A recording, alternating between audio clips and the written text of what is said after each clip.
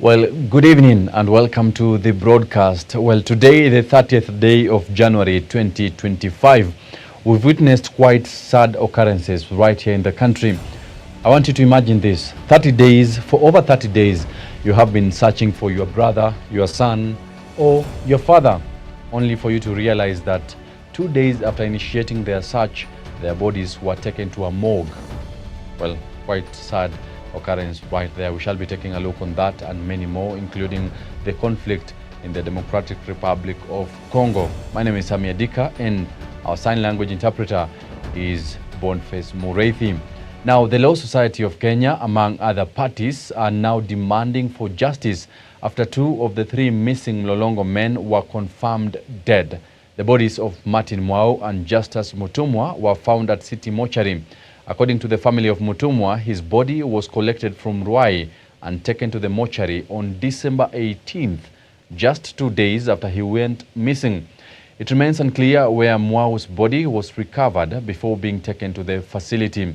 The discovery of the 2 bodies comes shortly after Inspector General of Police Douglas Kanja and the Director of Criminal Investigations, DCI, Mohamed Amin, finally appeared in court after ignoring multiple court summons.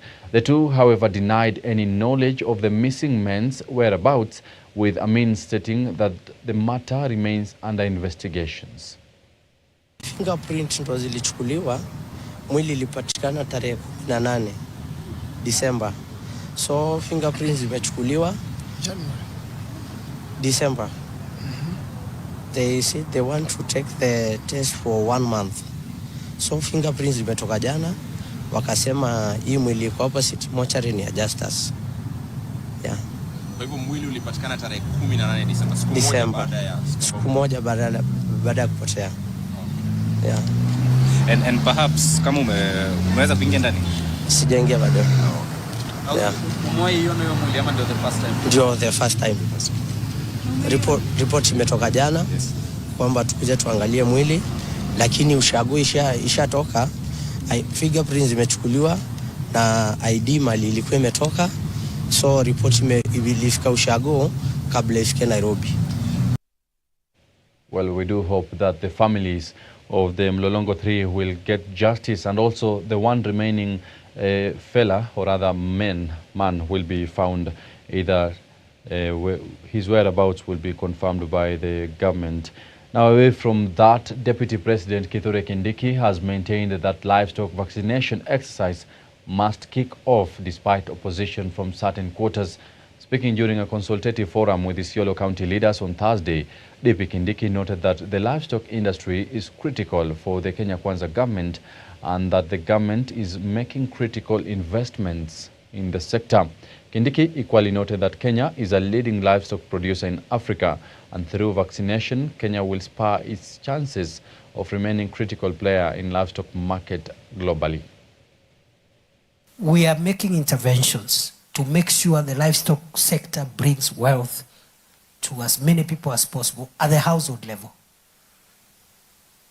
That's why, for example, we are insisting on the voluntary vaccination of livestock, to give it ability to withstand epidemics, but also for us to work on the emerging livestock market outside the country, which requires certain health standards, including immunization for our beef and other livestock products to enter the markets in the Middle East and the other parts of the world. Okay? Kenya is the third largest. Kenya has the 3rd largest livestock herd in Africa. Kenya kwa idadi ya mifugo tuko namba 3 katika Afrika baada ya Sudan na Somalia. With 22 million cattle, with 50 million small stocks, sheep, goat. So we are a powerhouse for livestock and livestock ecosystem, like livestock sector value chains. we must vaccinate our livestock. Now, Medical Services Principal Secretary Harry Kimtai has promised to withdraw case against Grace Njoki, the woman who stormed Health Cabinet Secretary Deborah Baraza's presser.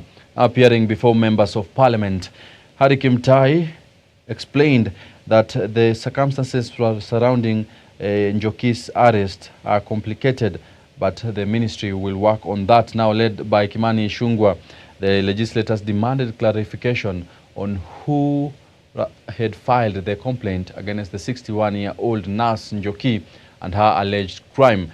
Now, Njoki was among the patients who stormed the Ministry of Health offices on January 15, 2025 to protest SHA's inefficiencies. From what I have picked from the video, there was no fracas, nobody was injured. And the ministry being a public place, you cannot talk of trespass. If I were you, in the interest of the image of your ministry and the public, I will withdraw that proposal.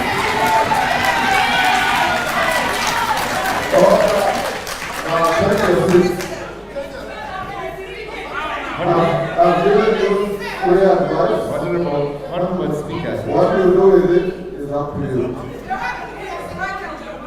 Honorable Speaker and honorable members, we've heard you, and since the minister is a complainant, we are going to review the case, and if there is need for us to we are going to withdraw the case.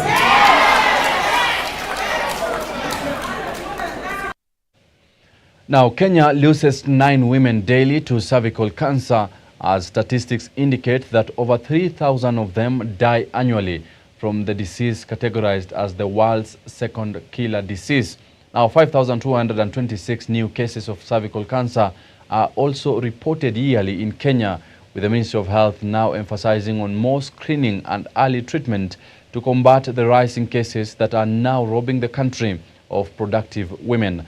Alice Diana tells us more.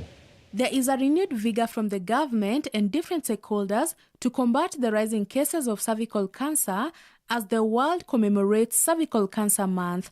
According to the Ministry of Health, there are warning statistics that show the diagnosis of cervical cancer to women, more so at a late stage, spells doom for them. This country records about 5,226 new cases and 3,211 deaths for cervical cancer annually. Kila mwaka hapa nchini watu 5,236 new cases. Utaenda kwa hospitali, tuko na data, tunaambiwa hawa ndio wamepatwa na kansa, wamepatikana wako na kansa. Na kukufa 3,211. Kila mwaka tunapoteza wapendwa wetu. 9 women in Kenya die every single day from cervical cancer. Kutoka asubuhi mpaka sasa, we have lost about 5 women. These are our mothers, our sisters, our aunties, our friends. This is a catastrophe. Breast cancer is the cancer number 1 in women, and cervical cancer is cancer number 2 in women, but cancer number 1 that leads to death. All cancers together are the second leading cause of death in terms of global deaths, meaning that so many people die. 10 million people die every year as a result of cancer, and this can lead to like 1 person dying every day, 1 out of 6 people dying every day. Of all the deaths, 1 out of 6 is as a result of cancer. We have to do something. Speaking in Nyandarua County, where the country converged to mark the World Cervical Day after a month's work of advocacy for women to get screened, stakeholders who came together to advocate for the elimination of cervical cancer in Kenya said it is the only cancer that could be eliminated, as some countries in Europe have successfully done so. Cervical cancer in particular is the leading cause of cancer deaths in women and second most prevalent cancer overall. Wanawake wengi sana wale wanakufa kwa sababu ya ugonjwa ya kansa. Mimi mwenyewe dada yangu nimemzika last year kwa sababu ya kansa. Kansa yake ilijulikana kama iko stage 4. Hatunge reverse. Si mimi ndio nimesimamia madaktari. Ningekuwa na uwezo si ningesema daktari wote wakuja wamtibu sababu ni dada yangu. Lakini sasa ilikuwa imefika mahali hata hatungeweza, hata ningempeleka hospitali gani haingeweza kuwa reversed. Kwa sababu labda ingekuwa hapo mwaka wa 2018 akuwe screened, angepatikana labda iko stage 1 na tungeweza kufanya nini? Aende treatment. The Ministry of Health has recognized this catastrophe and through the cancer control strategy has committed to achieve the 90-70-90 targets. What does this mean? We want to ensure that 90% of our girls are vaccinated. Umesikia maneno hiyo vaccine inapeanwa. 70% are screened. Tunajua wale wako na hiyo ugonjwa. And 90% are treated who have cancer. Now in countries in the global north kama America, Europe, it is very rare kusikia mtu amekufa na cervical cancer because they have the tools to eliminate that. Health PS Mary Mudhoni says the ministry has also embarked on a program targeting 14-year-old schoolgirls for vaccination as they are also at risk. Mambo ya screening, mambo ya vaccination na treatment tunaiweka kwa basket moja. 90% vaccination ya hawa wasichana wadogo. Ati wale wasichana wadogo wako 14 years and below, tukue tumewa vaccinate 90% of them in this country. Kama ni mambo ya screening, na ningeomba CHP leo, mukienda huko mashinani, muende mukitoa kila mtu. Watu waende wapi? Hospitali. Susan Masharia, a breast cancer survivor turned screening advocate across Nyandarua, calling on the government to invest more resources in the social health insurance to cater for cancer patients, noting the burden is not only huge on a family, but the community at large. About the payment, wamesema matibabu ya cancer is usually very expensive. Unauza ng'ombe, unauza shamba, unafanya harambee. And up to now still it's expensive, but that time mimi nilitumia NHIF na iliketa almost everything.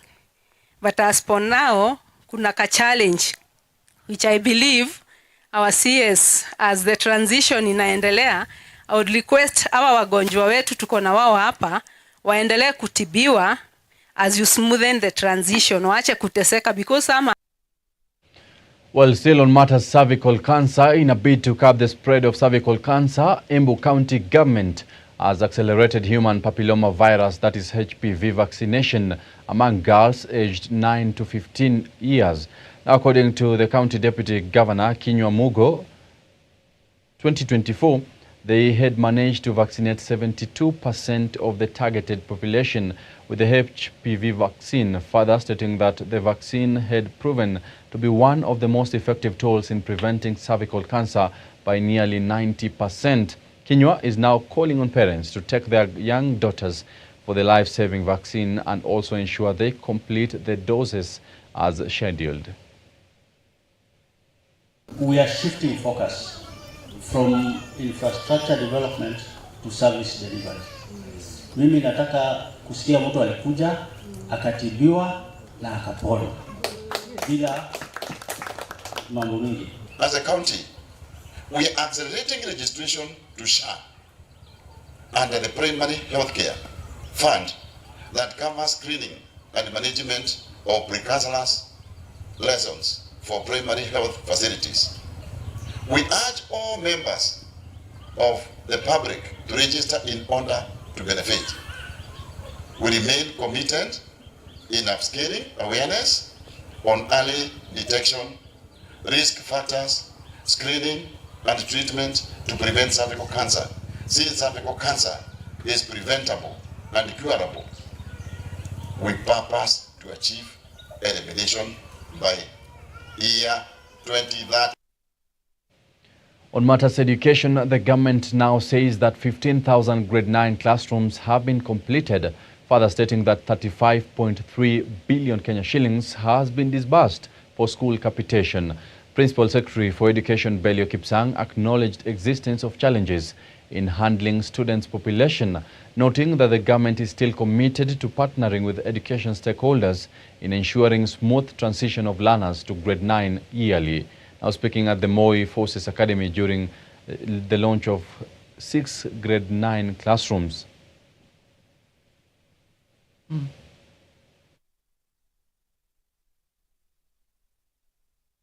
Almost, I think we've done 15,000 classrooms. We've done 11,000 classrooms, which were done by the Ministry of Education directly. The CDF has done another 4,000 classrooms out of 6,800 that they were supposed to do. The other 2,000 classrooms are still at various stages of development. And also, as I mentioned, we targeted to do 16,000 classrooms between ourselves and the National Government Constituency Development Fund.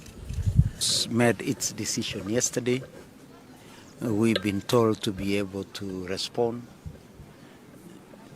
into the case, and the Attorney General's office, together with ourselves, will be able to take the next levels and the next stages. But in no way will this disadvantage our learners, because as you are all aware, we intended to have 2 series of examinations in a year. So in no way will it disadvantage our learners. The only thing is that we are denying the country and our learners an opportunity to be able to get a second chance in the fastest way that was possible. Now, High Court Judge Margaret Muigai has given the Director of Public Prosecutions 30 days to trace and apprehend Mohammed Ba, a retired police officer wanted for the murder of baby Samantha Pendo and 39 other people in the aftermath of 2017 general elections.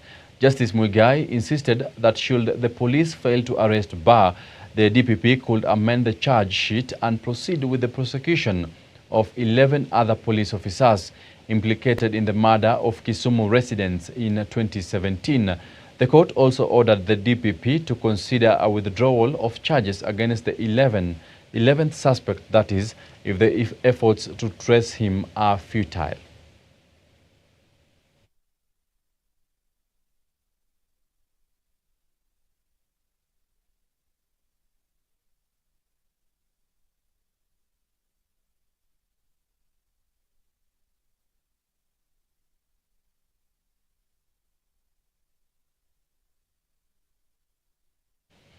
Now moving to the neighboring Narok County.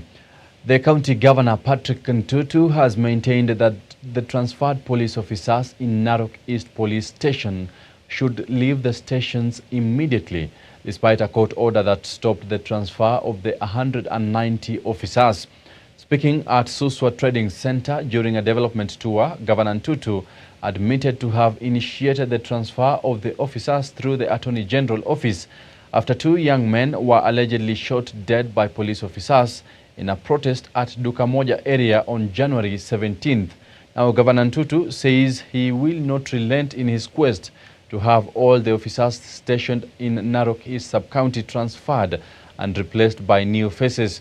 The order from the Labour Court in Nairobi came after an activist, that is Member Ocharo, challenged the National Police Service decision, saying the transfers were abrupt and punitive, arguing that they were against the service standing orders. I have been following this issue of demonstration that happened on 17th of January, where 36 sheep and goats were killed by somebody who was using the road. And we did complain to the Inspector General that all the officers who are involved should be transferred. And the IG office transferred all those officers.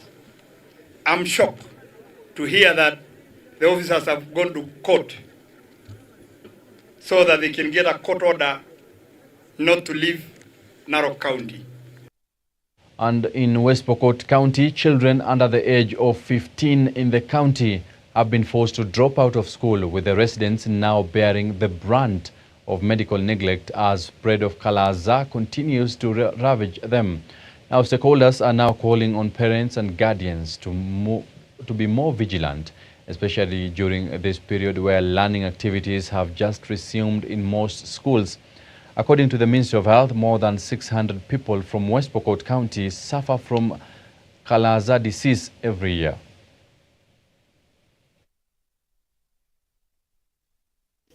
Hii sunfly ikisha mtoto inakaa muda kidogo ili ijulikane mtoto ni mgonjwa. Inakaa like 1 month ama 3 weeks ndio anaanza sasa kugonjeka. Na anakaa tu like one week inaanza tena. Napunguza tu inaanza tena. Inaanza tena. Yeye kwenda kujua ni Kala-Azar imechukua muda kwanza kwa nyumbani. So hiyo inasababisha shule kukosa on off anaenda shule anakosa. Anaenda shule anakosa. And West Pokot generally is the leading county in terms of Kala-Azar patients. And majority of our clients whom we see in this facility or in our facilities are children under 15 years. And this is impacting negatively in terms of their education because of the time these children are in the hospital. And even before they come to the hospital, they normally have like 1 month wasted because Kala-Azar disease is having a negative impact to our children in terms of their education performance and even their future. Wakati wanapatikana na huu ugonjwa wa Kala-Azar, huwa tunapea matibabu ya siku 6 ama siku 10 kulingana vile unaona huyu mtoto ameathirika aje kutokana na huu. Well, now across the borders, Rwanda President Paul Kagame has denied claims of his government supporting the M23 rebels in the Democratic Republic of Congo. In response to South Africa President Cyril Ramaphosa, Kagame blasted his allegations, stating that Kigali is prepared for confrontation if necessary, further criticizing East African community heads of state for not moving with speed and resolving the matter 3 years ago.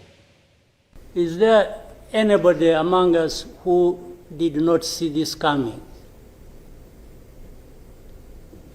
I for one, I saw it coming to be where we are now. I saw it coming because I did not see who was taking charge of the process, who was listening, who was trying to provide any kind of guidance as to what we should be doing from one thing or one day to another. And by this I want to also ask, as the East African community, what did we want from the beginning? Or what did we do about that? What are we doing now? And what do we want to do for where we want to go? Because exactly like President Sammy has mentioned, if it is talking about problems and defining them, and I think we have been very eloquent. We have talked about all kinds of things. But when do we match what we are saying and what we are doing so that we get to what we want.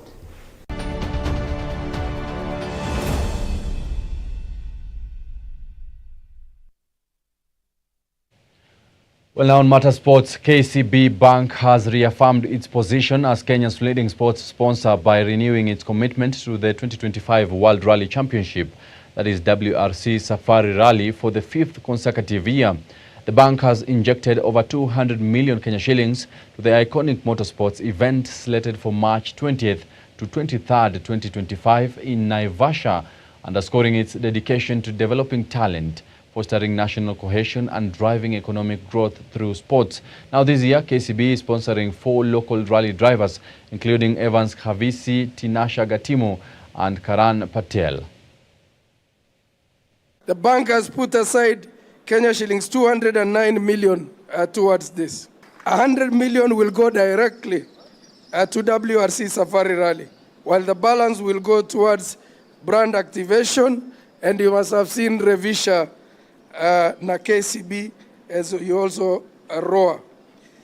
23 million will go directly to support the 4 local drivers that you've seen.